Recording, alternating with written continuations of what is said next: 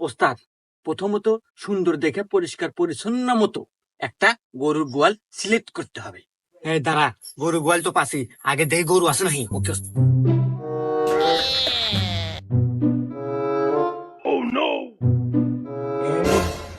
গরু আছে, গোয়াল ঘর তো পেলে আমি। এখন দেখ তারপর কি আছে। তারপরের কাজ ওস্তাদ, 100% খাঁটি হালাল সরিষার তেল লাগবে। তারা এই যে খাঁটি সরিষার তেল নিয়ে আসি। হ্যাঁ, তারপর তারপর তারপর হচ্ছে এটা পরিপূর্ণভাবে সারা শরীরে ভালোভাবে মালিশ করতে হবে।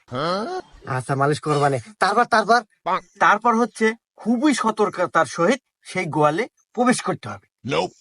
তারপর তারপর তারপর হচ্ছে ওই আরো সতর্কতার সহিত বলতেছে যে গরুর দড়িটা খুলতে হবে।